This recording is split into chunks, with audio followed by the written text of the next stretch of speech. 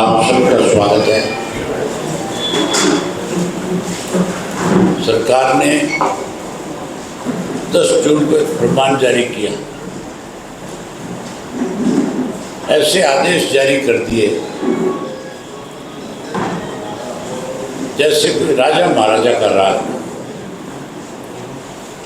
प्रजातंत्र में कोई भी सरकार जब फैसला लेती है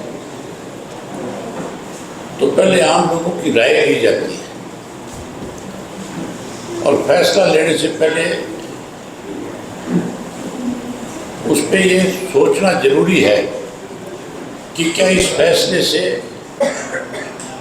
आम आदमी के सामने परेशानी आएगी या आम आदमी को उसका फायदा मिलेगा।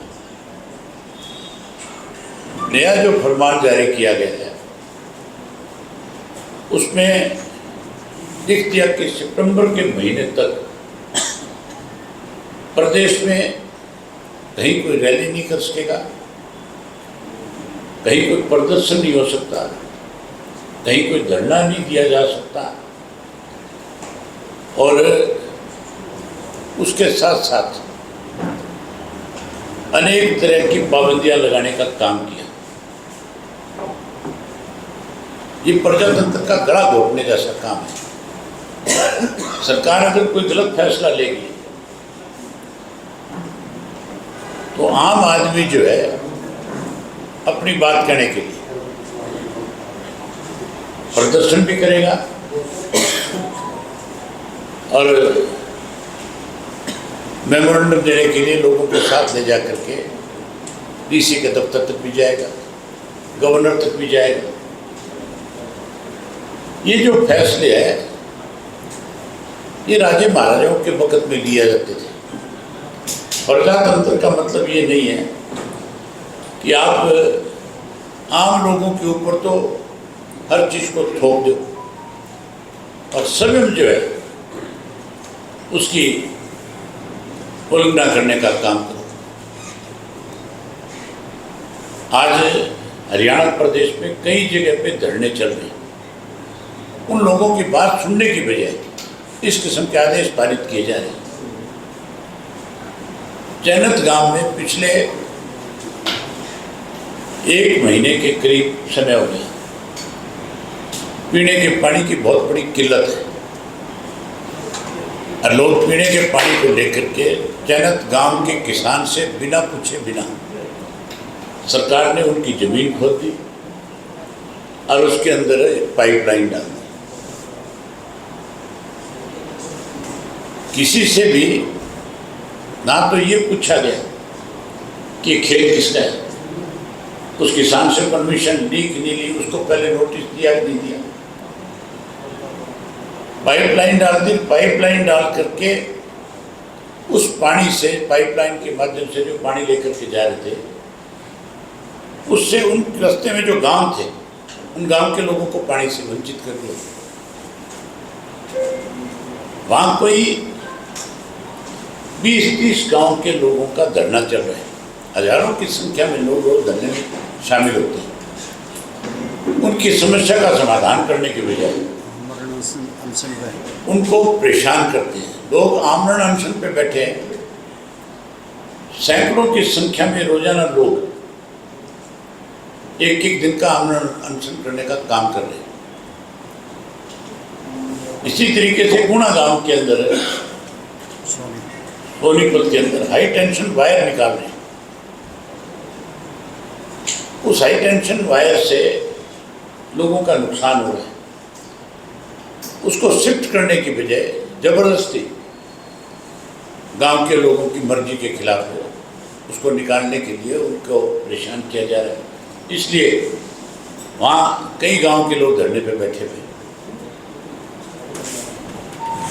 उसके साथ साथ एक और फरमान जारी कर दिया उसमें कि 200 लीटर से ज़्यादा किसी किसान को डीजल नहीं मिलेगा। व्यापारी जो इंडस्ट्रिस्ट है जिसको डीजल की रोजाना हजारों लीटर की जरूरत पड़ती है जनरेटर के लिए, उसके ऊपर भी पाबंदी लगा दी।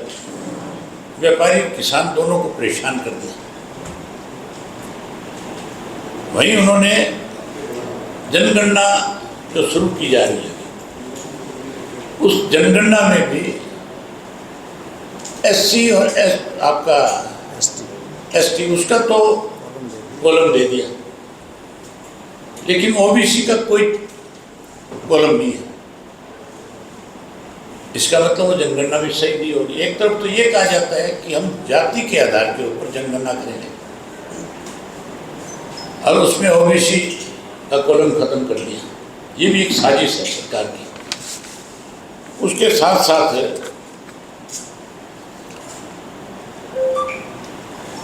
आज की तारीख के अंदर कहा जाता है कि आप सोना नहीं खरीदोगे। कोई अपने बच्चे की शादी करेगा तो जिसका जितनी का आर्थिक हालत होगी उसके मुताबिक वो अपने बच्चे के लिए, हमारे हरियाणा देश के अंदर एक परंपरा है, आज की नहीं है, सदियों से चली आ रही है। हम अपनी बच्ची की जब कभी शादी करते हैं तो हर माँ बाप जो है उसके लिए गहना इकट्ठा करता है, कम से कम तो देते हैं। और शादी के अंदर अपनी औकात से ज़्यादा अपनी बच्ची को गहना देने का काम करते हैं, जिसमें सोना है, चांदी है, इस तरह की चीज़ें जो है वो दी जाती हैं। उसके ऊपर कहते हैं कि पाबंदी लगा दो, वो नहीं खरीद सकोगे। उसके लिए भी सरकार से पूछना पड़ेगा। मंत्रियों के काफिले चलते हैं। उसके अलावा ये कह दिया कि आप ज़्यादा व्हीकल नहीं लेकर के जा सकते। आम आदमी पे तो पाबंदियां लगा दी, प्रदर्शन नहीं कर सकते, धरने नहीं दे सकते, जलसे नहीं कर सकते। अरे इनके मंत्री जो है हरियाणा में तो कोई बुलाता नहीं बेचारा को, क्योंकि किसी का विश्वास भरोसा ही नहीं है कि मंत्री भी कुछ कर सकते हैं। ये तो हाँ तो भराएंगे, लेकिन वो काम कभी आज तक किसी का सिरे नहीं चढ़ा, इसलिए यहाँ इनको कोई बुलाता नहीं। आजकल सारा दिन काफलों के साथ पंजाब में घूम रहे हैं। सारे के सारे हरियाणा सरकार के मंत्री जो है पंजाब के अंदर जाकर के और लोगों से मिलते हैं, अपने रिश्तेदारियों में जाते हैं। सरकारी मशीनरी का जचा के दुरुपयोग हो रहे हैं। अगर इस तरह की पाबंदी आम आदमी पे आप लगा रहे हो तो फिर अपने मंत्रियों पे क्यों नहीं, उन पे भी होनी चाहिए कि नहीं होनी चाहिए। भाजपा का पूरे राज्य में स्वागत। उसके साथ साथ जो बाकी पॉलिटिकल पार्टियां हैं उन पे तो ये पाबंदी लगा रहे हैं कि आप प्रदर्शन नहीं कर सकते, आप कहीं धरना नहीं दे सकते, आप कोई रैली नहीं कर सकते। चौधरी देवीलाल जी का जन्म दिवस हम सम्मान दिवस के रूप में मनाते हैं, 25 सितंबर को मनाते हैं। इन्होंने सितंबर तक की पाबंदी लगा रखी है। हमारा खुला सरकार को चैलेंज है इस बात को लेकर के कि हम 25 सितंबर को चौधरी देवीलाल जी की जयंती मनाएंगे। इस सरकार में अगर इस तरह के फरमान जारी करने का हिम्मत और हौसला रखते तो फिर हमारी रैली को रोक करके दिखाना, फिर हम बताएंगे कि प्रजातंत्र कहाँ है। इनकी जो नई अभी अध्यक्ष बनी है अर्चना जी जो है, उनके तो स्वागत के कार्यक्रम बड़े हुए हैं। लगातार इस पूरे जून के महीने में पूरे प्रदेश भर के कार्यक्रम बना रखे हैं। 12 जून से लेकर के 30 जून तक उनके लिए तो सरकारी मशीनरी का दुरुपयोग हो रहा है, उनके तो स्वागत हो रहे हैं, उनके लिए लोगों को इकट्ठा किया जा रहा है, उनके लिए अधिकारियों की ड्यूटियां लगाई जा रही है, वीडियो की ड्यूटी लगाई जा रही है, पंचायत अफसरों की ड्यूटियां लगाई जा रही है, कि आप ज़्यादा से ज़्यादा लोगों को, सरपंचों को, ब्लॉक समिति के मेंबरों को, जिला परिषद के मेंबरों को और अन्य लोगों को बड़ी संख्या में लेकर के आओ, उनका वेलकम कराओ, उनका स्वागत कराओ।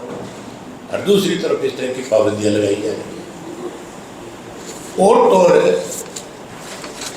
आर्थिक हालात आज की तारीख में इस तरह से सरकार ने फरमान जारी किया, उससे लगता है कि आज सरकार ने कहीं ये दिक्कत है आर्थिक तौर पे पैसे की और की। दूसरी तरफ हमारा मुख्यमंत्री जो है इतना फिल है, कोई काम नहीं है उसको। परसों के दिन की बात है, एक नई फिल्म आई है भारत भाग्य विधाता के नाम से। उस फिल्म को स्पेशल कंगना रनौत के साथ जाकर के देख करके आता है। जो कंगना रनौत सबसे ज़्यादा कंट्रोवर्शियल मेंबर पार्लियामेंट रही है, उसके साथ फिल्म देखने जाता है और वहीं से फरमान जारी करता है कि इसको हमने हरियाणा में टैक्स फ्री कर दिया। जबकि सबसे ज़्यादा पैसा नॉर्थ इंडिया में अगर फिल्म का रेवेन्यू टैक्स के रूप में आता है तो हरियाणा प्रदेश में आता है, क्योंकि एनसीआर के अंदर सबसे ज़्यादा महंगी टिकटें हैं और एनसीआर में सबसे ज़्यादा मॉल है। और वहीं पे लोग जहाँ मॉल में कोई सामान खरीदने जाते हैं, शॉपिंग करने जाते हैं, वहीं उसके साथ साथ इंटरटेनमेंट के लिए अपने बच्चों के साथ फिल्म भी देखना पसंद करते हैं। कितनी हैरानी की बात है कि सरकार में बैठे लोग किस तरह के फरमान जारी करते हैं और फिर पहले जारी करते हैं, फिर उनको वापस भी लेते हैं। मैं आपको उदाहरण बता देता हूँ जो इस तरह के फरमान इनके वापस हुए। इन्होंने बुढ़ापा पेंशन के ऊपर पाबंदी लगाई थी, वापस लेना पड़ा कि नहीं लेना पड़ा? रातों रात पसीने आ गए सबके। हमने जब कहा कि 20 तारीख को तुम्हारी ईंट से बजा देंगे, तो 12 तारीख को अपना फरमान जो है वापस ले लिया। इसी तरीके से गेहूँ खरीद के ऊपर अलग अलग तरह की पाबंदियां लगाई, वापस लीक नहीं ली सारी की सारी। हमारा पानी रोकने की कोशिश करी। ये भी जो आदेश जारी किया है सितंबर वाला में, जो मैं आज आपके बीच में कह करके जा रहा हूँ, सरकार को हर हालत में वापस लेना पड़ेगा। अगर वापस नहीं लेंगे तो फिर 25 तारीख को चौधरी देवलाल जी की जयंती के ऊपर लाखों की संख्या में लोग आएंगे, सरकार का विरोध करेंगे, सरकार को पसीने लाने का काम करेंगे। मतलब सरकार का पैसा कभी साइकिलें खरीदने पे लगा खर्च कर रहे हैं। पहले जब मोदी जी ने कहा कि आप अपना काफिला कम करें, कारकेट कम करें, तो साइकिलें खरीदी गई कि नहीं खरीदी गई? एक एक मंत्री ने 4-4, 6-6 साइकिलें खरीद ली, सरकार के पैसे से खरीद ली। 50-50 हज़ार रुपये की एक साइकिल आती है, लाख रुपए की आती है। अब वो साइकिलें कहाँ खड़ी है? अब साइकिलें तो फोटो खिंचाने के लिए ले ली एक बार। अब सारे के सारे मंत्री जो है, हरियाणा में कोई काम नहीं बचा तो पंजाब की तरफ हो लिए। थोड़े दिन बाद मेरी ख्याल लगता है, पहले जैसे बिहार गए थे अब पंजाब में हैं, और थोड़े दिन में मुझे लगता है इनको पाकिस्तान में भेजेगा मोदी कि तुम वहाँ भी जाओ, ये वहाँ भी जाएंगे। मतलब किस तरह से प्रजातंत्र का मजाक उड़ाया जा रहा है। यहाँ में जो कानून व्यवस्था की हालत है वो इतनी ज़्यादा खराब है कि रोजाना कोई दिन ऐसा नहीं जाता। अभी जो नई रिपोर्ट आई है सेंट्रल ब्यूरो वाली जो है, हरियाणा क्राइम के मामले में 1 नंबर पे चला गया, सबसे आगे चला गया, सबसे ज़्यादा क्राइम। जहाँ पंजाब में क्राइम था, नशा था, आज हरियाणा के लोगों को नशे को लेकर के धरने देने पड़ रहे हैं। दादरी के अंदर लंबे समय तक इस नशे के खिलाफ सतगामे के लोगों ने इकट्ठा होकर के धरना दिया कि हमारे यहाँ नशा बहुत बड़ी तादाद में लोगों के बीच मिला करके बेचा जा रहा है। यहाँ मुख्यमंत्री का अपना जो जिला है उसके अंदर आज की डेट में सबसे ज़्यादा क्राइम है। उस क्राइम पे रोक लगाने के बजाय क्रिमिनल लोगों को कहीं ना कहीं बना दी जा रही है। मुख्यमंत्री को जो ये आदेश पारित किया है इसको तुरंत वापस लेना चाहिए और विशेष रूप से जो डीजल के ऊपर पाबंदी लगाई है, चाहे वो व्यापारी की है चाहे वो किसान की है, क्योंकि किसान का बिजाई का टाइम अब शुरू होने वाला है, धान की बिजाई का। और धान की बिजाई जब शुरू करता है किसान है तो 200 लीटर तो मामूली बात है। छोटे से छोटा किसान भी 200 लीटर डीजल रोजाना फूक देता है, हजारों लीटर डीजल लगता है बिजाई के अंदर, और उसमें शर्तें लगा दी। उसके इलावा एक चीज और मैंने नोट करी थी, अगर किसी गाड़ी में पेट्रोल की गाड़ी है और उसका पेट्रोल का टैंक अगर 120 लीटर का है, कोई पेट्रोल का टैंक भरवाना चाहे अपना, तो 100 लीटर से ज़्यादा पेट्रोल नहीं डालते। 100 से ज़्यादा अगर कोई पेट्रोल डाल दे तो उसके पंप को पेट्रोल बंद कर देती है। आपका ये जो रिफाइनरियाँ जो है, कंपनियाँ जो है, वो फिर उनको नोटिस दे देती है कि आपने 100 लीटर से ज़्यादा पेट्रोल एक को दे दिया, इसलिए आपके ऊपर ये पाबंदी लगाई जा रही है। इसका मैं खुद उदाहरण बता देता हूँ। मेरे पास एक गाड़ी है निशान पेट्रोल,